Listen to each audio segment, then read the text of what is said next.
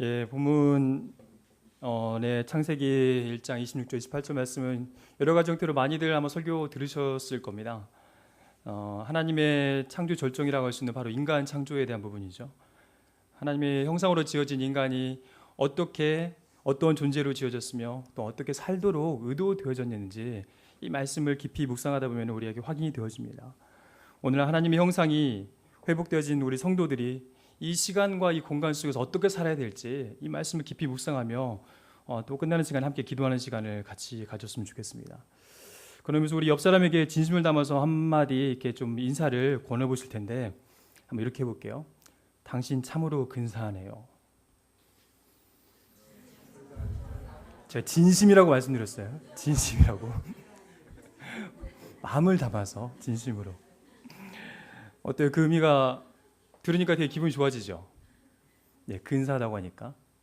그러니까 원래 그 언어의 뜻을 따져보면 근사가 원래 근사값, 유사하다, 가깝다 이런 뜻이에요. 원래는. 근데 그 의미가 지금은 이제 멋지다, 썩 좋다, 뭐 그럴듯하게 괜찮다 이런 의미로 긍정적인 의미만 남아 있지만은 1900년대에 사용될 때 원래적 의미는 그렇지 않았어요. 원래적 의미는 뭐 진짜 조금 가깝긴 한데 이런 좀 아주 부족하네 이런 느낌. 이런 뭐 1900년대 초에 멋지게 차려입은 사람에게 금방 하셨던 말씀을 당신 참 근사하네요라고 말했으면 기분 되게 나빠했을 거예요. 예, 시간이 흘러가면서 언어가 표현한 거죠. 사전상으로는 다른 사람들과 비슷비슷하고 개성도 없고 좀 그러네요라는 의미래요. 근데 그 당시에 1900년도에 원래 그 언어가 사용되어질 시점에서의 그 의미는 그 통속적으로는 너 이쁘게 차려입고 남을 등쳐먹으려는 거지? 라는 정도까지 상당히 부정적인 의미가 강하다고 그래요. 이 근사하다는 의미에서는. 오늘 본문에서도 그렇게 오해되어지는 단어가 하나 있습니다. 하나님의 형상입니다. 하나님의 형상이라는 단어를 들으셨을 때 어떤 느낌이 드세요? 형상하면 어떤 이미지가 떠오르시나요? 하나님의 외모가 우리랑 비슷하게 생겼을까라고 생각하시는 분은 혹 없으시겠죠. 여기 계신 분은 그러지 않으실 것 같아요. 하나님의 영이시기에 또 우리가 우리의 오감으로 하나님을 인식할 수 없지요. 회전하는 그림자도 없으신 그 하나님께서는 우리가 어떤 외형을 가지고 그분을 가지고 계시다라고 생각할 수 없는 분이시죠. 근데 단어의 그 번역상 처음에 이 모세오경에 창세기가 쓰였던 그 시점에서 사용됐던 그 단어 형상이란 체렘이란 단어가 이게 1:1 매칭으로 한국어하고 매칭이 딱 되지 않아요. 그러다 보니까 가장 유사한 단어를 선택해서 번역한 게 형상인데 이 형상이라는 단어를 가지고 있는 우리 머릿속에 되어져 있는 그 이미지가 원래 이 히브리어로 되어져 있는 이 체렘이라는 단어가 가지고 있는 이미지와 거리가 사실은 상당히 있어요. 이 번역상의 한계와 언어가 가지고 있는 한계로 말미암아 이 형상을 따라 모양대로라고 하는 이 의미가 원래의 의미에서 좀 벗어나 있는 그런 것들을 좀 발견하게 됩니다. 그래서 지금 원어에 의해서 좀 원어에 가깝게 좀 설명을 같이 나누고 그런 의미에서 하나님의 형상을 따라 지음받은 여러분이 어떤 삶을 살아가야 되는지 시간이 허락이 되어지면은 그 부분까지 좀 나가보도록 하겠습니다. 첫 번째로 뭐 충분히 예측하실 수 있겠지만 존귀성입니다. 하나님의 형상이라는 것은 하나님의 형상이란 용어 그 당시에 쓰였던 그 용어의 원래적 의미는 이 왕에게 쓰여지는 단어예요. 신정 정치와 왕권 신수설에 기반해서 고대 나라들이 이렇게 운영이 되어졌죠. 창세기가 쓰여졌던 그 시점에서도 그 동일한 문화적 배경에서 글이 쓰여집니다. 왕의 신으로부터 점지되어졌다 또는 더 나아가서 왕은 곧 신이다라는 의식을 가지고 있었던 그 당시에 이 창세기는 쓰여진 것입니다. 그럼 우리는 그러한 존재로 그 당시 시대적 문화적 배경 하에서 창조 때부터 하나님께서 우리는 그러한 존재로 생각하시고 지으셨다는 거죠. 참 왕이신 하나님을 따라서 왕으로 지음을 받은 왕적인 존재라는 것을 여러분 잊지 않으셨으면 좋겠습니다. 네, 그런 표현이 구약에만 나오는 것이 아니라 그 의미를 가지고 계속되어 사용되어지는데 신약에서도 끝까지도 사실은 그런 의미로 계속 되어져 갑니다. 사실 계시록까지 다 보면서 계시록의 관점에서 끝을 보고 끝에서 창세기를 보게 되면은 사실 창세기의 의도가 훨씬 더 명확하게 드러나게 되는데 우선 계시록 가기 전에 우리가 잘 알고 있는 말씀을 인용을 해보면은 신약의 베드로전서 2장 9절 말씀 다 암송하시죠. 같이 암송해 볼까요? 시작. 네. 부끄러워서 제가 읽어볼게요. 너희는 택하신 족속이요 왕 같은 제사장들이요 거룩한 나라요 그의 소유된 백성이니 라고 말씀하고 있죠. 우리를 어떻게 표현하고 있습니까? 너희는 택하신 족속이요 왕 같은 제사장이요 거룩한 나라요 그의 소유된 백성이라고 말씀하고 있습니다.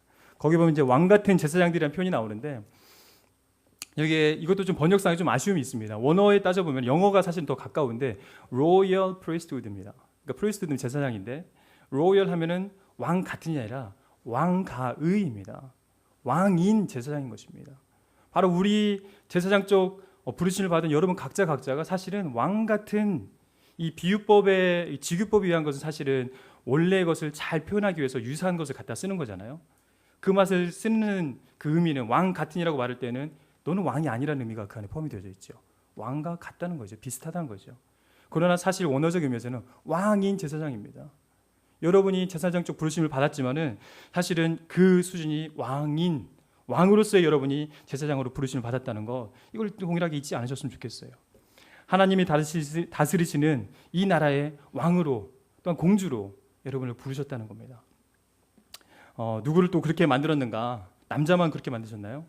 본문의 27절에 보니까 남자도 여자도 모두.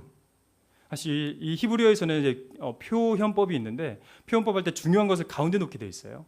26절에서도 하나님의 형상을 따라 창조했다. 28절에서도 그 하나님의 형상을 따라 창조되어져 다스리게 하자. 비슷한 말이 표현이 되어질 때 그 중간에 있는 것들은 사실 중요한 것으로 봅니다. 남자와 여자를 같이 창조하셨다는 거예요. 하나님께서 남자와 여자는 거기에서 이제 보통 명사로 사용되어져서 온 인류를 다 가리키는 겁니다. 우리 안에 있는 우리뿐만 아니라 이 땅의 모든 사람을 존귀하게 여기시면서 하나님께서 그런 존재로 만드셨다는 것이죠. 외적으로 보여지는 것, 그 사람들이 가지고 있는 소유, 그 사람이 가지고 있는 직위, 그 사람이 가지고 있는 그 사람이 어떠한 성별을 가지고 있는지가 평가의 기준이 아니라 있는 모습 그대로 하나님의 형상을 따라 지음받은 그 자신 모두가 존귀하다는 것이죠. 우리 모두가 하나님의 형상을 따라 지음받은 왕같은 존재라는 거 다시 한번 기억해 주십시오. 머리는 알지만 여러분이 좀 깊이 고백하고 좀 체감하셨으면 좋겠어요. 아, 내가 하나님 나라의 왕이구나. 하나님 나라의 공주구나. 어떤 목적으로 만들었는지는 뒤에 가서 살펴볼게요. 그래서 주일학교 때 많이 불렀던 이 노래가 얼마나 위대한 고백이었는지 막 실감이 났습니다. 기억나실지 모르겠는데 우리 신권사님은 아마 아실 것 같아요. 왕 나는 왕자다. 이거 기억나시나요? 하나님 나라의 나는 왕자다. 내가 비록 어릴지라도 나는 왕자다. 누구든지 내 앞길을 가로막는 자 그냥 뭐죠? 비껴나라 하면서 얘기하죠. 사실 여러분이 이 땅 가운데 살아갈 때 이 자세로 살아가야 됩니다. 하나님 나라의 백성으로 여러분을 부르셨을 때는 이 세상에 속해서 전전긍긍하며 살아가라고 부르신 것이 아니라 여러분을 왕으로 공주로 이 땅을 다스리라고 여러분을 부르신 거죠. 그런 자세로 여러분의 앞길을 가로막는 그 어떤 하나님의 뜻을 가로막는 거스리는 것들이 있다라면은 그것들에서 선포하며 여러분이 나아가셔야 되는 왕 같은 존재로 여러분을 부르셨다는 겁니다. 그런 의미에서 그 노래를 좀 이렇게 기억하시면서 한번 불러보세요. 나는 왕자다. 하나님 나라의 왕자다. 나는 공주다. 하나님 나라의 왕은 공주다. 그런 의미에서 한번 옆 사람 다시 한번 봐보세요. 하나님 나라의 왕. 외모 보지 말고 그 안에 이렇게 잘 숨겨져 있는 그 하나의 본래적인 모습들을 한번 잘 확인해 보세요. 근데 그다음에 말씀을 보시게 되면은 근데 사람을 이렇게 창조하실 때에 얼마나 또 귀하게 창조하셨는지 26절 말씀을 보게 되면은 그 첫 단어가 뭐로 돼 있죠? 우리가 우리 돼 있죠. 보십시오. 우리가 얼마나 소중한 존재인지 창조의 과정이 심상치가 않습니다. 우리가 26절을 보게 되면 그 주어가 우리가로 되어져 있는데 신학적으로 여러 의견이 있기는 하지만은 저는 이걸 고백합니다. 성삼위 하나님께서 창조 때부터 우리를 같이 창조하셨다고 저는 믿습니다. 성삼위 하나님께서 창조 때부터 우리가라는 이 1인칭 복수형을 사용하시고 그 뒤에 동사로 나와 있는 이 창조하다는 원어적으로 바라 또 아사 이런 단어를 사용하게 되는데 이런 단어의 동사의 어미가 1인칭 단수로 되어 있어요. 복수면은 사실은 복수로 이렇게 수의 일치를 시켜야 되는데 복수 주어를 쓰고 단수 동사를 쓴 것이 실수가 아닙니다. 이 저자들은 하나님, 야훼, 엘로힘 이런 단어가 나오게 되면은 이 사본을 필사했던 사람들은 그냥 필사하지 않았어요. 필사하지 못해서 감히 이 나의 창조주 하나님의 이름을 쓰는 것조차 너무 두려워서 가서 목욕하고 정결한 마음으로 마음과 몸을 정결하게 한 다음에 옮겨 적었어요. 근데 그 안에 어찌 오류가 있고 잘못 옮겨 적을 수가 있겠습니까? 이것은 이 사본을 옮기는 과정이 실수가 아니라 저자의 의도성이 그 안에 있는 것이죠. 그 안에 이 천지 창조의 정정인 이 인간 창조시 하나님께서 천지를 창조하신 그 목적을 이루시기에 인간은 어느 정도의 위상에 올려놓으신지를 보여주시는 단적인 모습이라고 생각이 됩니다. 삼위일체 하나님께서 그 신적인 신중함을 가지고 창조하신 겁니다. 인간 창조가 하나님의 계획상에서 얼마나 중요한 부분인지 인간 창조할 때 성삼위 하나님께서 생각과 마음과 머리를 모아서 우리 각자 한 사람 한 사람 창조하신 겁니다. 왜? 무엇을 위해서? 우리가 무엇이기에 우리가 하나님 나라를 위해서 무엇을 할 수 있다고 그렇게 창조를 하셨습니까? 그 귀함의 근거를 우리의 외모와 행위와 소유의 가치에 의해서 평가하면은 우리는 그렇게 뭐 귀하다라고 뭐 대단하다고 누가 내세울 수 있겠습니까? 그러나 저 계시록의 21장과 22장에 새 하늘과 새 땅을 창조하신 그 새 창조를 바라보고 그것을 염두에 주시며 이 첫 창조를 이루시고 이 종말을 향해서 흘러가는 이 시간의 흐름상에서 우리가 생육하고 번성하고 다스려야 할 이 땅, 하나님 나라가 이 신라권에서 어떻게 회복되어져 가야 되는지를 이 훼손되는 하나님의 나라가 회복되는 이 회복의 동력자로서 여러분과 우리를 만드셨다는 걸 감안하게 되면 너무 귀한 거죠. 거룩한 흰옷을 입은 주의 백성으로 다시 그 날에 회복시킬 그 날을 바라본다면 사실 옆에 있는 우리 지체들 너무나 귀한 겁니다. 그런 의미에서 우리의 삶은 또한 막 살아서는 안 되죠. 우리 삶 어떻게 살아야 되는가? 나 하나 잘 먹고 나 잘 살고 그런 것이 중요한 것이 아니죠. 하나님 나라의 비전은 우리 어깨에 책임져져 있고 부담져져 있습니다. 소시민처럼 마태복음 6장에 나오는 것처럼 이방인들이 구하는 무엇을 먹을까, 무엇을 마실까, 무엇을 입을까 이것을 염려하면서 살도록 우리를 부르신 것이 아니라 그것 때문에 전전긍긍하며 살도록 우리를 부르신 것이 아니라는 거죠. 우리 이 땅에서 하나님의 형상을 가지고 하나님의 대사로 그 땅 가운데 살아가도록 부르심을 받았습니다. 하나님의 뜻을 드러내고 이루어드리면서 살도록 부르심받은 존귀한 존재란 것이죠. 하나님 나라 관점에서 여러분이 얼마나 소중한 존재인지 아시겠습니까? 하나님께 여러분이 너무 소중합니다. 막 사시면 안 돼요. 그렇다면 나는 존귀하니까 내 마음대로 살자 그런 거 아니죠. 나보고 통치하고 다스리라고 하셨으니까 내 신간, 내 공간, 내 소유, 내 주변을 내 마음대로 다스리자 이런 거 의미하는 거 아니죠. 무엇입니까? 바로 대리 통치성이라고 말할 수 있는 두 번째 의미로서 대리 통치성입니다. 고대 근동 지역에서는 이 땅의 문화, 땅의 소산을 가지고 먹고 사는 문화였기 때문에 그들에게 땅의 경계는 너무 중요합니다. 또 정복문화권에서는 이 지계표를 두어서 땅의 경계를 표하고 내 영역인 걸 표시하게 되죠. 그러면서 영토의 변방에는 영역을 표시하기 위해서 뭘 세워요? 우리는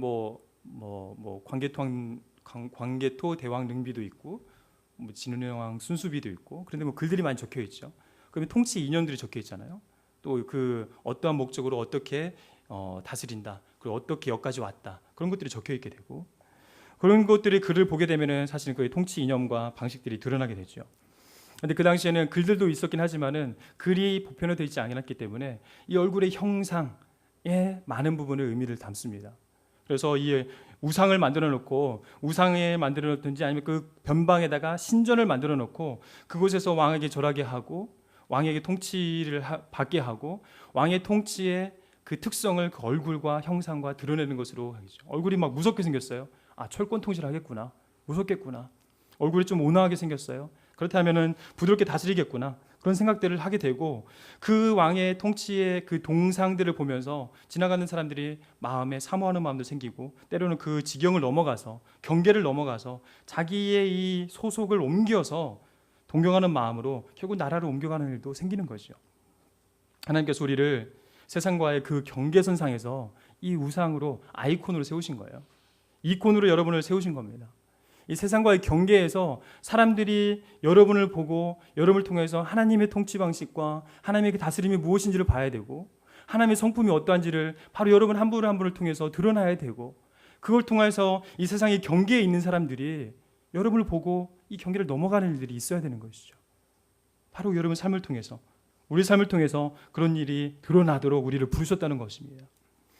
또 고대 사회에서는 한 가지 더 또 인간 창조에 대한 부분을 살펴보게 되면은 고대 사회의 신화들을 살펴보게 되면 인간을 창조한 목적이 지금처럼 하나님께서 동력자로서 이 세상을 다스리고 통치하도록 왕으로 부르신 것이 아니라 이 신의 세계가 있고 신의 그 하급신들이 있는데 신들도 일을 해야 되잖아요. 뭔가 세상을 돌아갈 일을 해야 되잖아요. 일을 해야 되는데 노동을 하는 게 싫으니까 이 하급신이 만들어 놓은 게 인간이라고 그들은 얘기를 해요.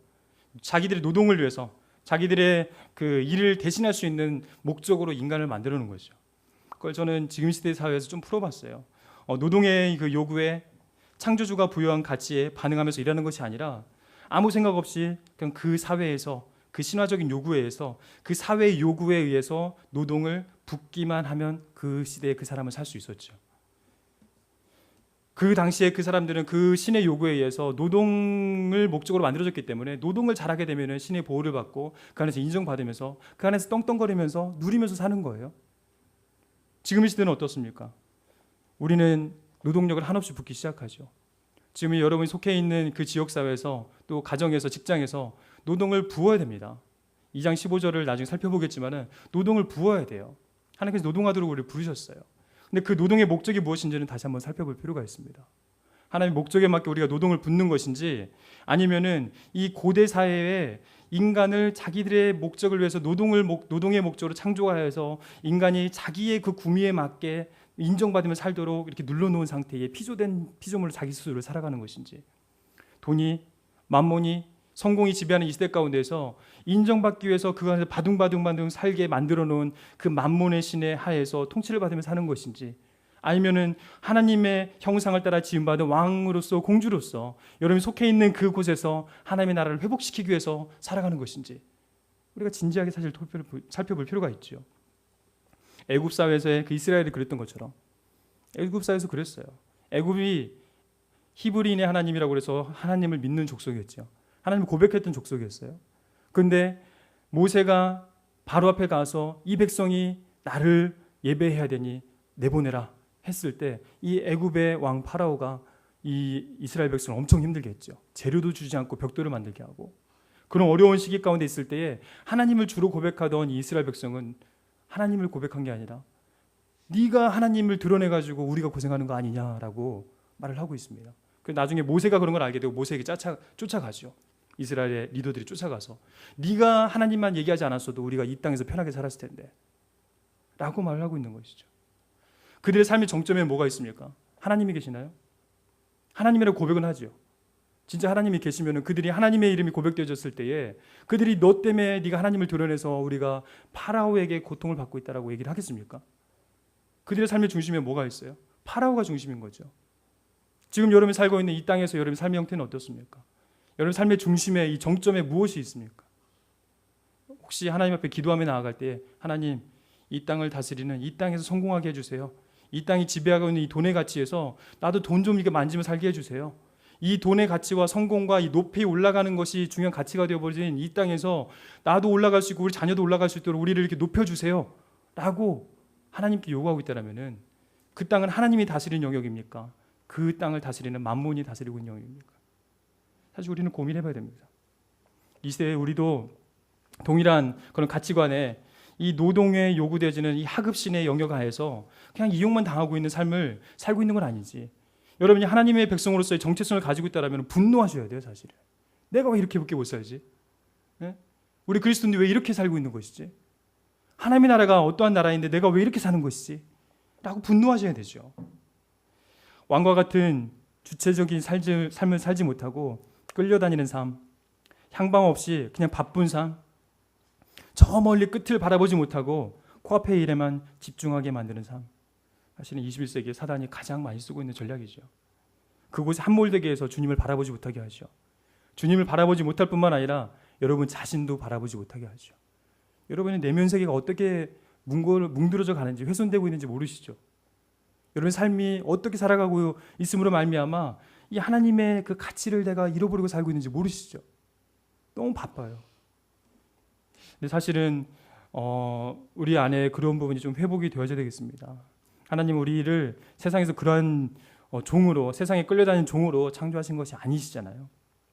26절, 28절에 나오는 것처럼 우리는 다스리도록 하나님께서 창조하셨습니다.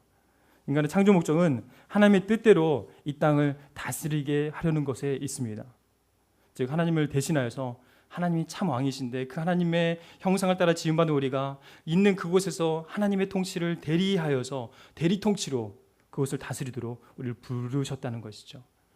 여러분, 간절히 바라옵기는 지배당하지 않으셨으면 좋겠습니다. 여러분이 지배하십시오. 지배하도록 부름을 받았던 거 잊지 않으셨으면 좋겠어요. 하나님이 아니 계신 것처럼 기고만망한 이 시대 가운데에, 기고만장한 이 시대 가운데 외쳐주세요. 심지어는 교회 내에서도 세속이 더 주도하고 하나님 없는 것처럼, 하나님 없는 방식으로 진행되는 교회가 있다면 외쳐주세요. 하나님 살아계시다. 하나님은 왕이시다. 너 왕의 자리에서 내려와라 라고 우리가 외쳐야죠. 간절히 바라옵기는 세상과의 경계선 상에 서 있는 여러분을 통해서 여러분이 그곳에 우뚝 서서 하나님의 성품을 드러내고 하나님 나라의 통치 이념과 방식이 어떠한지를 여러분의 삶을 통해서 대리 통치하라고, 그래야 해서 세상이 여러분을 보고 하나님 나라를 사모하도록 부르셨다는 것. 여러분이 하나님의 성품으로 살아내는 그 삶의 자리에서 하나님의 방식으로 살아내므로 대리 통치적 행위를 행할 때에 세상은 하나님의 통치를 원하게 될 것입니다. 사실 우리가 정말 하나님의 통치 방식대로 살아내지 못하기 때문에 세상이 우리를 사모하지 않죠. 우리 안에 문제가 있는 것이죠. 그로 인해 하나님의 나라가 이 땅 가운데 정말 편만해지기를 사모합니다. 바로 그 하나님의 형상을 따라 지으셨다는 말씀에 현 시대를 살아가는 우리가 어떻게 살아가야 될지 그 말씀 안에 충분히 함의가 되어져 있다고 생각이 됩니다. 그러면 우리가 이 땅 가운데서 어떻게 살아가야 될까? 라고 하기 전에 좀 졸리실 수 있으니까 옆 사람에게 또 한 번 인사하겠습니다. 잠자는 영혼들이요, 깨어나십시오. 우리 옆 사람들에게 저 뒤에 히터 좀만 꺼주실래요? 죄송합니다. 옆 사람이 한번 축복합시다. 당신은 하나님의 형상입니다. 당신에게 주신 하나님의 땅을 잘 다스려 주십시오. 여러분, 왕입니다. 다스려 주십시오. 그렇다면 하나님의 형상을 드러내기 위해서 어떻게 해야 될까? 하나님 나라의 다스림에 어떠함을 나타낼 수 있을까? 우리가 그냥 여기다가 뭐 착하게 살자 이렇게 되는 거 아니죠. 깍두기 형님들하고 구분이 안 되잖아요. 그래서 우리에게 명확한 그림이 필요하죠. 그래서 우리에게 말씀을 통하여서 하나님의 형상의 명확한 그림을 우리에게 말씀해 주셨습니다. 이미. 인간이 하나님의 형상을 이해할 수 없고 인식할 수 없기에 그 하나님의 형상을 우리에게 알려주시기 위해서 인간의 옷을 입고 그분이 오셨잖아요. 이미. 히브리서 1장 3절 말씀을 보게 되면은 그는 하나님의 영광의 광채시요 그 본체의 형상이라고, 예수 그리스도가 하나님의 형상이라고 이미 말씀하고 계시죠. 골로새서 1장 15절에도 그는 보이지 아니하는 하나님의 형상이요 모든 피조물보다 먼저 나신 이시니, 이 삼위의 하나님께서 이 천지의 창조를 동력하신 예수 그리스도를 하나님의 형상이라고 말씀하고 계시죠. 요한복음에서도 수없이 나오지 않습니까? 예수 그리스도께서 하나님의 아버지를 보여주십시오 제자들이 얘기할 때 네가 나를 본 거라 아버지를 본 것이 아니냐, 아버지를 왜 보여달라고 하느냐, 나를 보면 아버지를 본 것인데, 여러 장에서 말씀하시죠. 요한복음 12장 14장에서. 우리 고린도서 4장 4절 한번 같이 읽어볼까요? 우리 성경을 펴서 한번 고린도 후서 4장 4절 말씀. 예수 그리스도께서 하나님의 형상이고 이 땅의 현현이신 예수 그리스도께서 바로 그 삶의 모습을 우리에게 보여주셨습니다. 우리 4장 4절 한 목소리로 읽겠습니다. 그 중에 이 세상의 신이 믿지 아니하는 자들의 마음을 혼미하게 하여 그리스도의 영광의 복음의 광채가 비치지 못하게 함이니 그리스도는 하나님의 형상입니다. 지금 이 시대를 묘사하고 있죠. 복음의 광채가 비치지 못하게 하는 이 시대 가운데에 그리스도가 하나님의 형상이기에 그리스도를 따라 사는 삶을 통하여서 이 복음의 광채가 미치지 못하는 이곳에 하나님의 형상을 다시 한번 회복시키도록, 이 땅에 완전한 하나님의 형상을 드러내시고 또 삶의 태도, 또 예수 그리스도의 그 관계하시는 방법들, 예수 그리스도께서 제자들을 어떻게 양육하시고 또 통치하셔야 되는 부분에서 어떻게 통치하시고 공의롭게 뒤집어 엎으셔야 할 경우는 어떻게 뒤집어 엎으셨으며 또 그 사회 내에서 사회적 문제들을 어떻게 대하셨는지, 또 개인적인 그 삶의 영역은 이 분주한 가운데서 어떻게 가셨는지, 어떻게 하셨는지 그 예수 그리스도를 연구하는 것을 통해서 우리 안에 예수 그리스도의 형상을 회복할 수 있는 실마리들을 찾을 수 있게 됩니다. 로마서 8장 29절에서도 하나님이 이미 아신 자들을 또한 그 아들의 형상을 본받게 하기 위하여 미리 정하셨다고 말씀하고 계세요. 그래서 예수 그리스도를 맏아들로 부르셨다고. 맏아들이라 하면 둘째, 셋째 아들도 있다는 거죠. 바로 우리를 가리키는 겁니다. 우리의 큰 형님으로, 진짜 여기에 착하게 살자 예수님 여기 써져 있다라면은 우리 큰 형님으로서 우리 예수 그리스도를 맏아들로 우리에게 보여주시고 그 아들의 형상을 본받게 하기 위해서 예수 그리스도를 우리 가운데 보내주셨다는 것이죠. 우리는 아들 예수 그리스도를 통하여서 하나님의 형상을 본받게 하기 위하여 부르심을 받았습니다. 왕권을 잃어버리고 이 신라권의 삶을 살아가는 우리 성도들의 구원의 목표 지점이 바로 거기인 것이죠. 보이지 않는 하나님의 그 보이는 형상으로서 오신 예수 그리스도를 본받아서 훼손된 하나님의 그 형상을 회복해 가는 것, 그게 원래적인 창조의 목적이고 우리가 돌아가야 될, 회복해야 될 바로 그 지점인 것이죠. 골로새서 3장 9절 10절에서도 보면은 좀 더 자세히 설명이 되어져 있는데, 거짓말하지 말라. 옛사람 버리고 그 행위를 벗어버려라. 새 사람을 입었으니 이는 자기를 창조하신 이의 형상을 따라 지식에까지 새롭게 하심을 입은 자니라. 1차적으로는 우리의 이 지식, 알의 영역이 새롭게 되어져야 됩니다. 2차적으로는 우리 삶의 영역이 알미 삶으로 연결되어져서 2차적으로 우리 삶의 영역도 새롭게 되어져야 되는 것이죠. 이를 위해서 우리 믿음의 선배들이 애를 수없이 써왔죠. 우리의 삶도 그러한 애씀의 길을 걸어가야 됩니다. 갈라디아서 4장 19절 사실 다 찾아봐야 되는데, 나의 자녀들아 너희 속에 그리스도의 형상을 이루기까지 다시 너희를 위하여 해산하는 수고를 하노니, 갈라디아 교회를 위해서 사도 바울이 말했던 고백이죠. 그리스도의 형상을 회복하기까지, 이루기까지 해산하는 수고를 우리에서 해가겠다라고, 해간다라고 사도 바울이 했던 그 애씀, 그런 애씀이 우리 안에 좀 회복되어졌으면 좋겠습니다.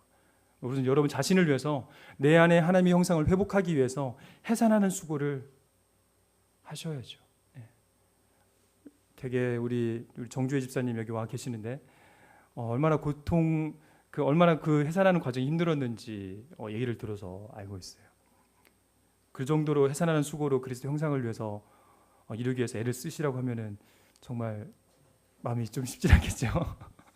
그렇지만 그만큼 중요한 거이기에 그만큼의 수고를 우리가 들여서 해산한 수고를 해야 되는 것이죠.